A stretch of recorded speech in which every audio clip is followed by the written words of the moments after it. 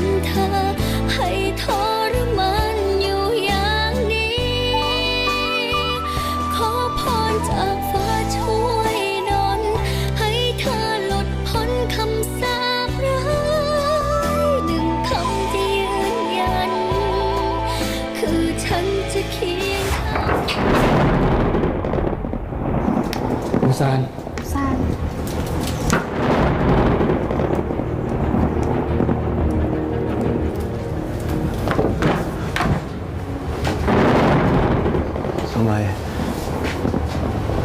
ทำไมเจ้าทำกับข้าแบบนี้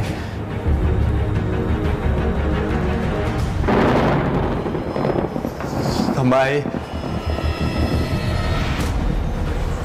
เห็นข้าเป็นคนโง่ใช่ไหมถึงไม่สนใจความรู้สึกข้าว่าข้าจะเจ็บปวดแค่ไหนอะฮะอุซานฟังข้าก่อนนะเพื่อนเอ็งไม่ใช่เพื่อนข้าวันนี้ข้าตั้งใจจะบอกก่อนไม่ต้องมาแก้ตัวเอ็งเป็นเพื่อนข้ามาตั้งแต่เด็กเป็นคนที่ข้าไว้ใจที่สุดอุซานจะเย็นๆก่อนส่วนเจ้าเป็นผู้หญิงที่ข้ารักที่สุด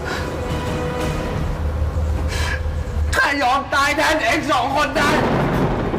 แล้วทำไมมาหักหลังข้าแบบนี้เอ็งเป็นเพื่อนข้ารักเอ็งแล้วเอ็งทำไมทำแบบนี้อย่าทำแบบนี้ข้าทำไมพอแล้วอุซานอย่านะอุซานพอ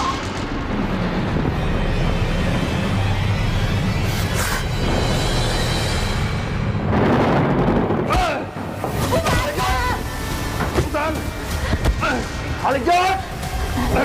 อุซานพอแล้วไอ้ตายอุซานอย่าอุซานปล่อยอำทีนะอุซานข้าขอร้องนะอุซาน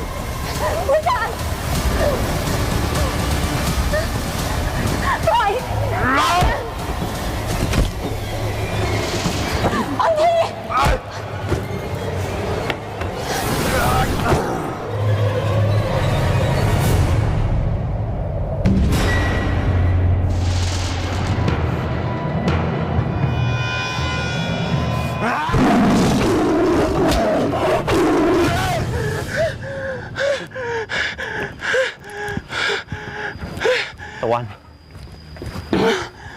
ตะวัน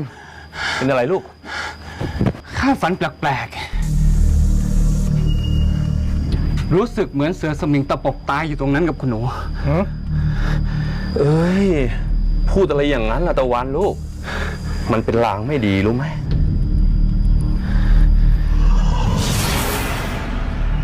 นี่ไอ้หลานชายเองจะเชื่อที่ข้าพูดหรือไม่ข้าไม่รู้นะแต่คนที่เองฝันว่าถูกเสือสมิงตะปบตายอยู่ตรงนั้นน่ะไม่ใช่เองหรอกแต่เป็นอองทีคนรักของลูกสาวข้าแต่มันเหมือนข้าจริงๆเลยนะพ่อคุณหนูอยู่ไหนพ่อโน่นคุณหนูอยู่บนเรือนทำกับข้าวโน่น